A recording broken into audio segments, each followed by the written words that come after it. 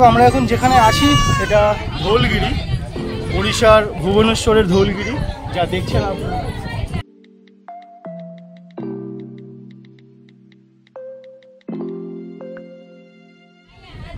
খ্রিস্টপূর্ব 261 বিসিতে এখানে যখন সম্রাট অশোক ভারতবর্ষের সিংহাসনে, মগধের সিংহাসনে আসীন অবস্থায় রয়েছে, তার ইচ্ছা ছিল সারা ভারতবর্ষ তার অধীনে থাকবে। শুধুমাত্র ওড়িশা, বর্তমানে ওড়িশা, সেই সময় ছিল এই অঞ্চলের নাম কলিঙ্গ, সেই কলিঙ্গই শুধুমাত্র তার শাসনের বাইরে ছিল। যেই কারণে তিনি কলিঙ্গকে তার নিজের শাসনের মধ্যে আনার জন্য তিনি কলিঙ্গ যুদ্ধ সংগঠিত করেন। আমরা এখন যেখানে আছি এটা ওড়িশার ধৌলগিরি। আংশিকভাবে দেখলে মনে হচ্ছে কোনো একটা এলিয়েন্স স্পেসশিপ যেন এখানে এসে ল্যান্ড করেছে, বা কোনো এলিয়েন স্পেসশিপের মতন করে এই স্ট্রাকচারটাকে বানানো হয়েছে। হতে পারে অনেকের মতে সম্রাট অশোকের সাথে এলিয়েন্সদের কন্ট্যাক্ট ছিল, পরগ্রহীদের কন্ট্যাক্ট ছিল, তো এরকম স্ট্রাকচার এটাকে দেওয়া হয়েছে।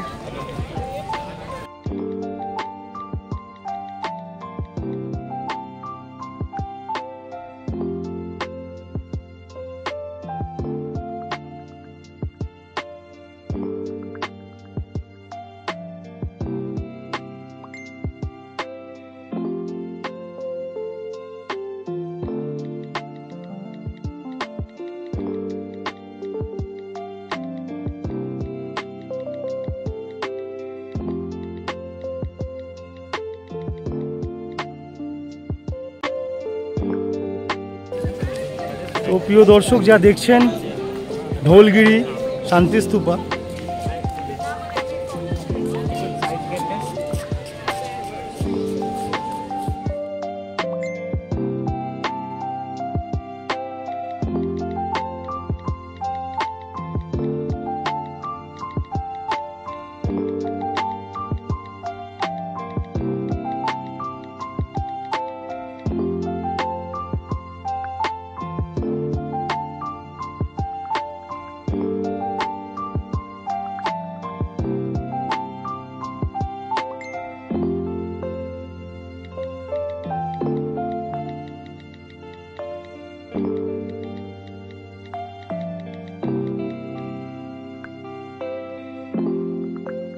প্রিয় দর্শক, আমরা এখন যেখানে আছি এটা ধৌলগিরি, ওড়িশার ভুবনেশ্বর শহরের ধৌলগিরি শান্তিস্তূপা।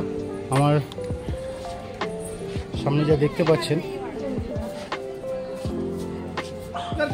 তো খ্রিস্টপূর্ব 261 বিসি সম্রাট অশোক যখন মগধের সিংহাসনে সারা ভারতবর্ষ শাসন করছেন, তখন তার লক্ষ্য ছিল সারা ভারতবর্ষকে একত্রিত করা।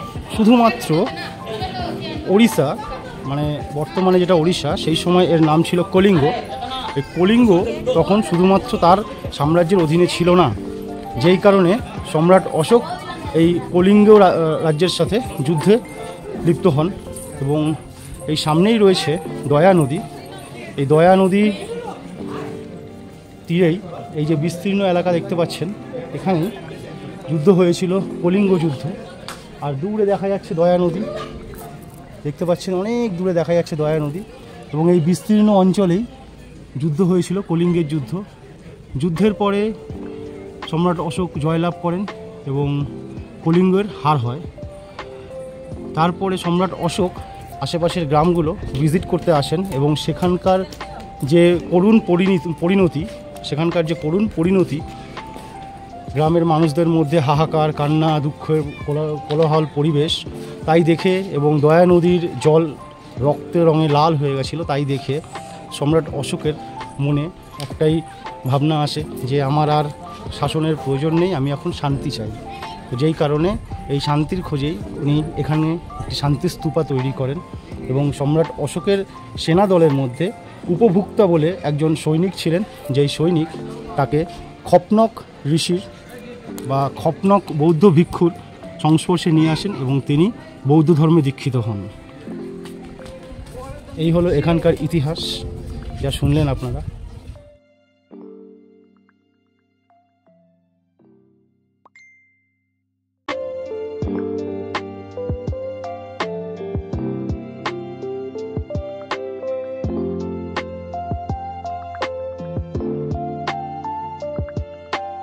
তো প্রিয় দর্শক, এই যে দূরে দেখা যাচ্ছে নদী, এটা দয়া নদী।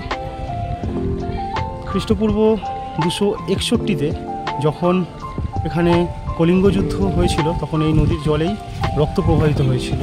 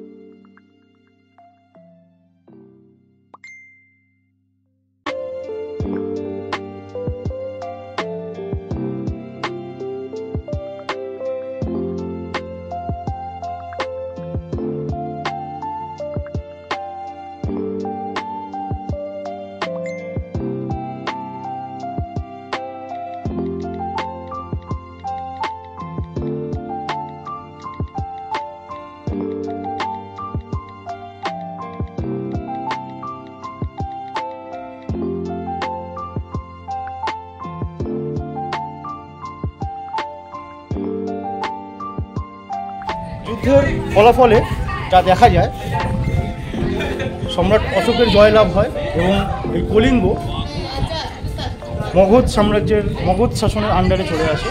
কলিঙ্গ যুদ্ধে এই নদীর জলে রক্ত প্রবাহিত হয়েছিল এবং সম্রাট অশোক চণ্ডাশোক থেকে ধর্মাশোকে পরিবর্তন হয়েছিলেন, যেই কারণে পৃথিবী, জনগণ, মানব সভ্যতা সকলের স্বার্থেই তিনি ধর্মের বাণী, শান্তির বাণী প্রচার করেন, বুদ্ধং শরণং গচ্ছামি, এবং জগতে শান্তি রক্ষার্থে তিনি এই শান্তিস্তূপা প্রতিষ্ঠা করেন। যা দেখছিলেন এতক্ষণ, আমরা ছিলাম ধৌলিগিরি, উড়িষ্যার ভুবনেশ্বরের ধৌলগিরিতে আমরা এতক্ষণ ছিলাম। তো আমার এই ভিডিও ভালো লাগলে অবশ্যই লাইক, শেয়ার এবং সবার সাথে সাবস্ক্রাইব করে দেবেন। থ্যাংক ইউ, সঙ্গে থাকুন।